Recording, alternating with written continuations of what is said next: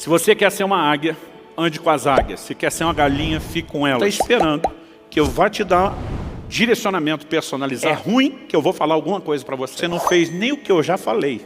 E está esperando que eu fale as coisas do próximo nível. Porque não há razão para que Deus silencie, a menos que a gente não esteja cooperando com Ele. Quem está arrependido de ter vindo? Aleluia.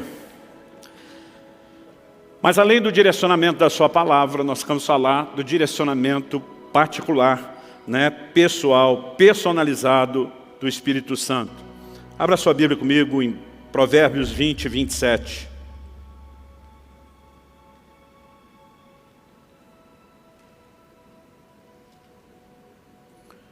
Eu vou ler na Nova Almeida atualizada, diz: o espírito do ser humano é a lâmpada do Senhor, a qual examina o mais profundo do seu ser.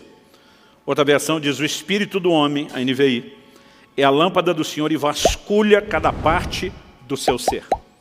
Nós precisamos entender, em primeiro lugar, que todo o relacionamento com Deus, ele tem um fundamento.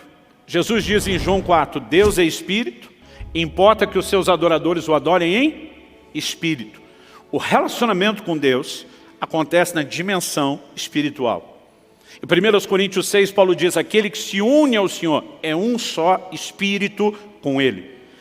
Então o lugar onde eu e você precisamos entender que Deus vai trazer direcionamento é no nosso espírito. Ele é a lâmpada do Senhor.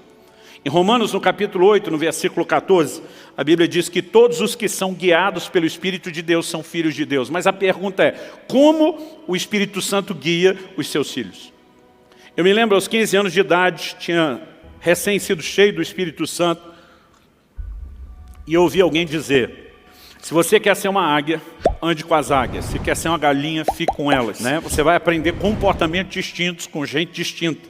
E eu decidi colar naqueles que eu entendia, reconhecia como ser as águias. Quem são os que estão voando alto? O que eu posso aprender?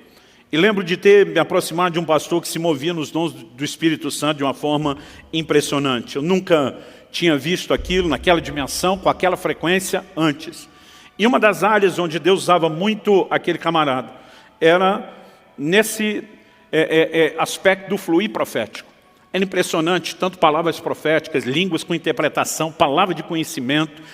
Eu via ele falar coisas assim da vida das pessoas impressionantes. Aliás, foi uma das primeiras palavras proféticas que eu recebi na minha vida.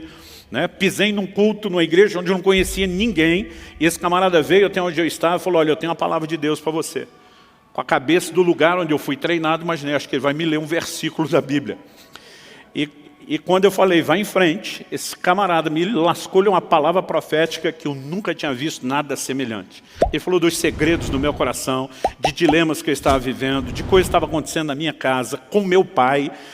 Eu sabia não só que era impossível ele saber daquelas coisas, como tinha aquele testemunho: Deus está falando comigo. Isso mudou minha vida, gente. Porque até então eu imaginava o relacionamento com Deus, ou de Deus conosco, meio que sendo uma coisa no atacado. Deus lidando com todo mundo no geral. Eu nunca tinha percebido a importância de entender um relacionamento pessoal. Até aquele dia onde Deus não apenas está falando dos segredos do meu coração, mas dos planos e do propósito que Ele tinha para a minha vida. E de repente eu comecei a entender uma dinâmica diferente. Falei, peraí, Deus enxerga cada um de nós no meio da multidão como um indivíduo. E a Bíblia é enfática nisso. A Bíblia diz que Ele sabe coisas sobre você que nem você sabe. Por exemplo, quantos fios de cabelo tem na sua cabeça. Está certo, na cabeça de alguns a conta fica mais fácil para ele do que de outras, mas não importa, ele sabe. E eu comecei a enxergar, e isso mudou completamente a dinâmica do meu relacionamento com Deus. Imaginar alguém que está olhando para mim como um indivíduo, dizendo: eu amo você como pessoa, não apenas porque você faz parte de uma massa chamada humanidade. Eu tenho planos para você. Isso mudou completamente o meu relacionamento com Deus. E depois disso eu comecei a pensar: por que a maioria das pessoas não enxerga o que eu enxerguei? Imaginei, bom, eu só descobri o Deus de relacionamento pessoal depois de uma palavra profética, onde eu percebi então que Deus me enxergava, realmente me reconhecia. Eu falei, talvez o que esteja faltando seja profecia. Mal sabia eu que em alguns lugares, alguns círculos, estava sobejando profecia e que a coisa estava bem bagunçada. Então, no auge da sabedoria dos meus 15 anos de idade, deduzi: o que falta para a igreja de hoje é profecia.